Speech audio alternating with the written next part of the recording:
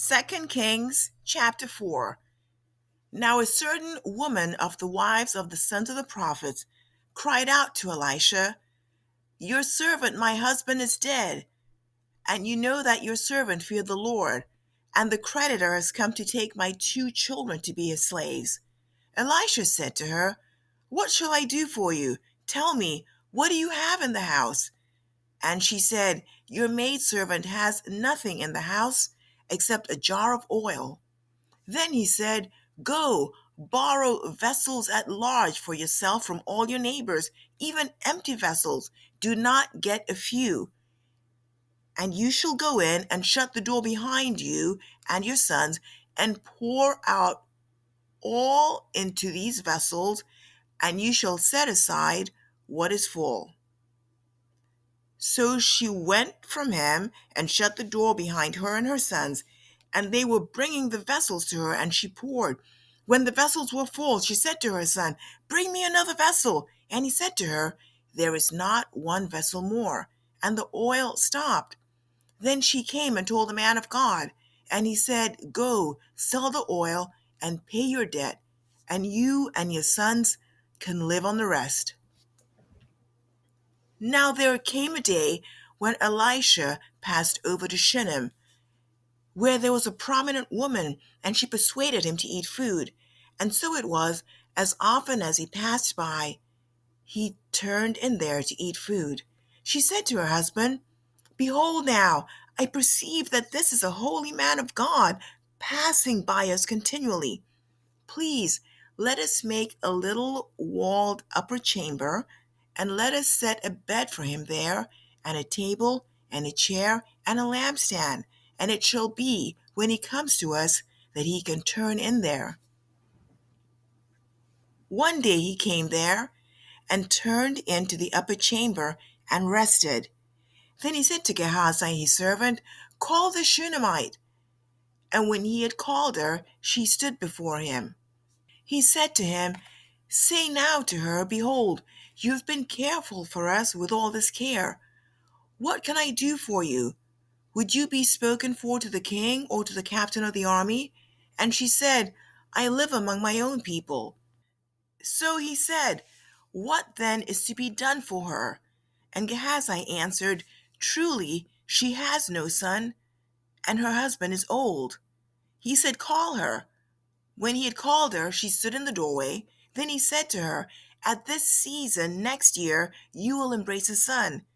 And she said, "No, my lord, O man of God, do not lie to your maidservant." And the woman conceived and bore a son at that season the next year, as Elisha had said to her. When the child was grown, the day came that he went to his father to the reapers. He said to his father, "My head, my head." And he said to his servant, "Carry him to his mother." When he had taken him and brought him to his mother, he sat on her lap until noon, and then died. She went up and laid him on the bed of the man of God, and shut the door behind him, and went out.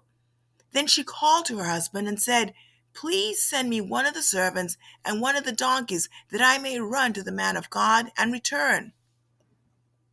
He said, "Why will you go to him today?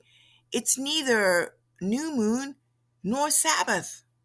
And she said, "It will be well." Then she saddled the donkey and said to her servant, "Drive and go forward.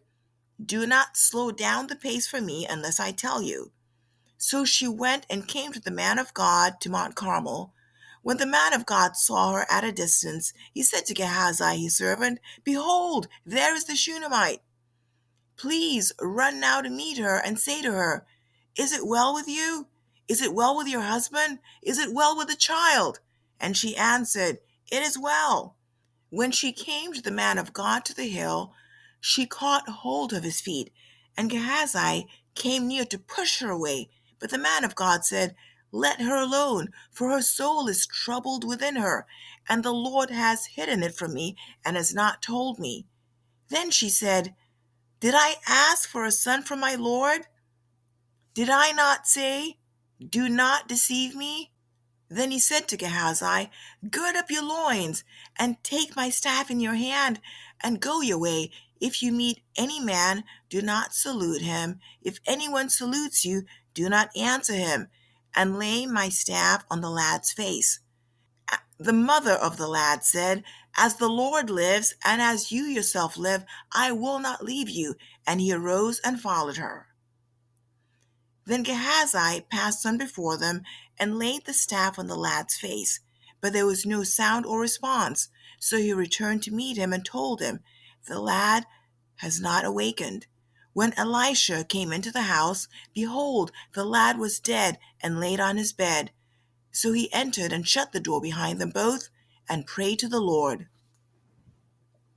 And he went up and lay on the child and put his mouth on his mouth, and his eyes on his eyes, and his hands on his hands.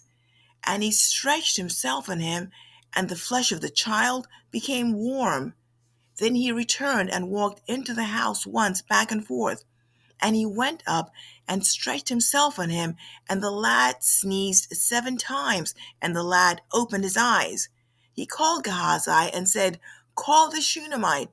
So he called her, and when she came into him, he said, "Take up your son." Then she went in and fell at his feet and bowed herself to the ground, and she took up her son and went out. When Elisha returned to Gilgal, there was famine in the land, and the sons of the prophets were sitting before him. He said to the servant, "Put on the large pot and boiled stew for the sons of the prophets."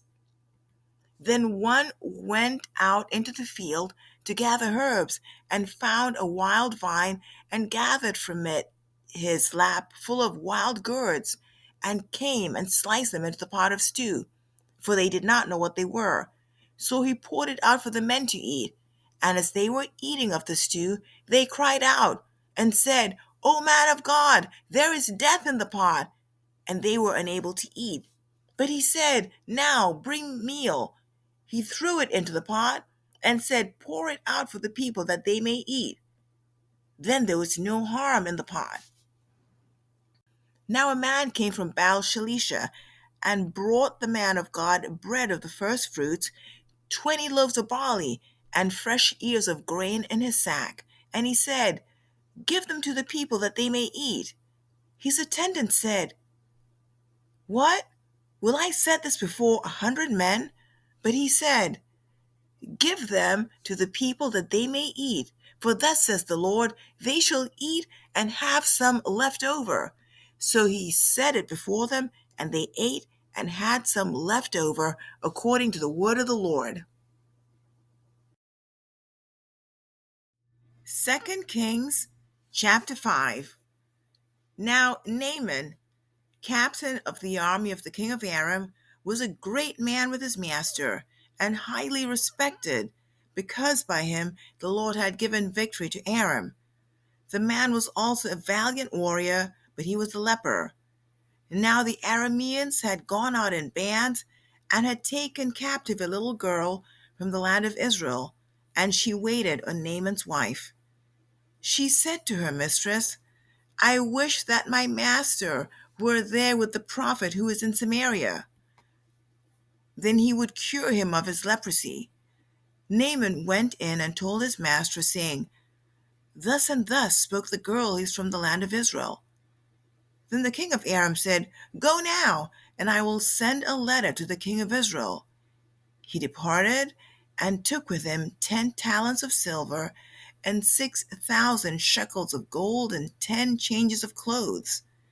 He brought the letter to the king of Israel, saying, "And now, as this letter comes to you, behold, I have sent Naaman my servant to you, that you may cure him of his leprosy." When the king of Israel read the letter, he tore his clothes and said, "Am I God, to kill and to make alive, that this man is sending word to me to cure a man of his leprosy? But consider now, and see how he's seeking a quarrel against me." It happened when Elisha, the man of God, heard that the king of Israel had torn his clothes, that he sent word to the king, saying, "Why have you torn your clothes? Now Let him come to me, and he shall know that there is a prophet in Israel." So Naaman came with his horses and his chariots and stood at the doorway of the house of Elisha. Elisha sent a messenger to him, saying, "Go and wash in the Jordan 7 times, and your flesh will be restored to you, and you will be clean." But Naaman was furious, and he went away and said, "Behold, I thought he will surely come out to me and stand and call on the name of the Lord his God and wave his hand over the place and cure the leper. Are not Abana and Pharpar, the rivers of Damascus, better than all the waters of Israel? Could I not wash in them and be clean?" So he turned and went away in a rage. Then his servants came near and spoke to him and said, "My father, had the prophet told you to do some great thing, would you not have done it? How much more then when he says to you, 'Wash and be clean'?" So he went and dipped himself 7 times in the Jordan, according to the word of the man of God, and his flesh was restored like the flesh of a little child, and he was clean. When he returned to the man of God with all his company, and came and stood before him, he said, "Behold now, I know there is no God in all the earth but in Israel. So please take a present from your servant now." But he said, "As the Lord lives, before whom I stand, I will take nothing." And he urged him to take it, but he refused. Naaman said, "If not, please let your servant at least be given 2 mules' load of earth. For your servant will no longer offer burnt offering, nor will he sacrifice to other gods, but to the Lord. In this matter, may the Lord pardon your servant when my master goes into the house of Rimmon to worship there, and he leans on my hand, and I bow myself in the house of Rimmon. When I bow myself in the house of Rimmon, the Lord pardon your servant in this matter." He said to him, "Go in peace." So he departed from him some distance. But Gehazi, the servant of Elisha the man of God, thought, "Behold, my master has spared this Naaman the Aramean by not receiving from his hands what he brought. As the Lord lives, I will run after him and take something from him." So Gehazi pursued Naaman. When Naaman saw one running after him, he came down from the chariot to meet him and said, "Is all well?" He said, "All is well. My master has sent me, saying, Behold, just now 2 young men of the sons of prophets have come to me from the hill country of Ephraim. Please give them a talent of silver and 2 changes of clothes." Naaman said, "Be pleased to take 2 talents." And he urged him and bound 2 talents of silver in 2 bags and 2 changes of clothes, and gave them to 2 of his servants, and they carried them before him. When he came to the hill, he took them from their hand and deposited them in the house. And he sent the men away, and they departed. But he went in and stood before his master. And Elisha said to him, "Where have you been, Gehazi?" And he said, "Your servant went nowhere." Then he said to him, "Did not my heart go with you when the man turned from his chariot to meet you? Is it a time to receive money and to receive clothes and olive groves and vineyards and sheep and oxen and male and female servants? Therefore, the leprosy of Naaman shall cling to you and your descendants forever." So he went out from his presence a leper, as white as snow.